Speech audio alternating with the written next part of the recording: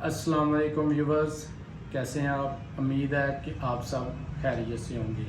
मैं आर्किटेक्ट वसीम आपकी खिदमत में हाज़िर हूँ आज की नई वीडियो की तरफ। आज का हमारा नया टॉपिक है फाउंडेशन। इसमें हम आपको बताएंगे फाउंडेशन क्या होती है और फाउंडेशन की कितनी टाइप्स हैं। फाउंडेशन के टॉपिक की तरफ हम जाएं, बेल आइकन ज़रूर प्रेस कीजिएगा। चलें नाज़रीन, चलते हैं हम फाउंडेशन के टॉपिक पे। तो फाउंडेशन क्या होती है?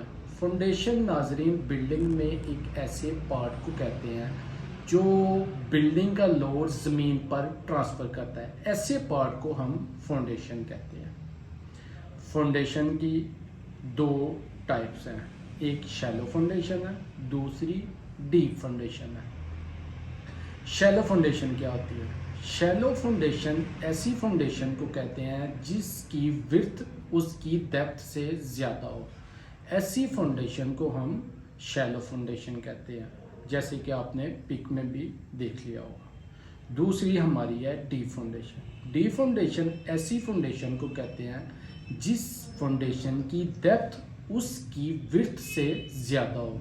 ऐसी फाउंडेशन को हम डीप फाउंडेशन कहते हैं।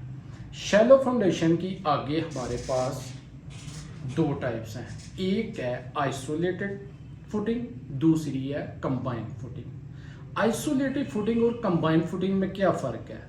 आइसोलेटेड फुटिंग ऐसी फुटिंग को कहते हैं जहां पर हमारी एक फुटिंग से एक ही कॉलम निकलता है।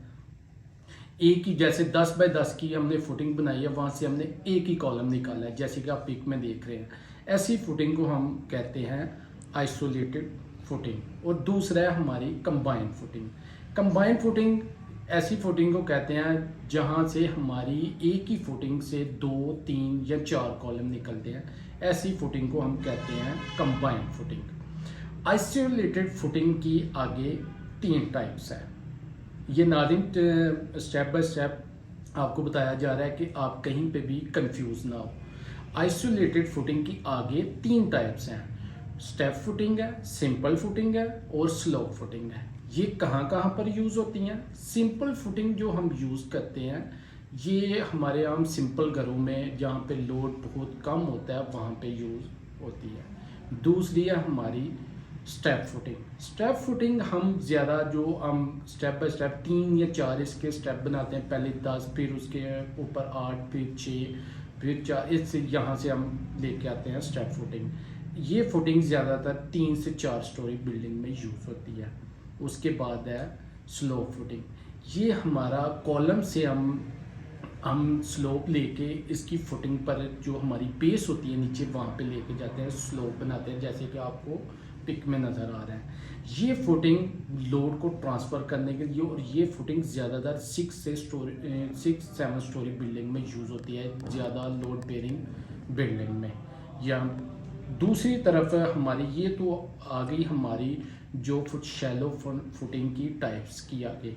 एक जो दूसरी टाइप है वो डीप फाउंडेशन, जिसमें ज़्यादातर एक ही फाउंडेशन है। ये पाइल फाउंडेशन ज़्यादा यूज़ होती है। ये ज़्यादातर हम यूज़ करते हैं ब्रिजेस वगैरह में, या वहाँ पे जहाँ पे पानी एरिया है, जहाँ पे लोड जो हमने जो ऊपर ज़्यादा हमारी डीप है वहाँ से हमने लोड लेके आना, वहाँ पर ये यूज़ होती है।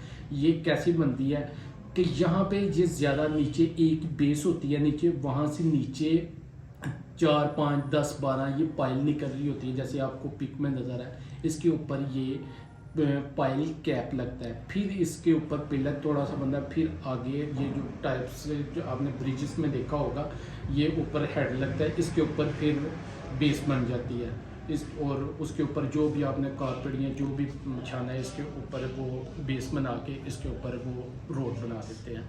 ये एक ही इसकी टाइप है। ये ज़्यादा पाइल जो है ना फाउंडेशन है, और ये ज़्यादातर ब्रिजेस में इस्तेमाल होती हैं।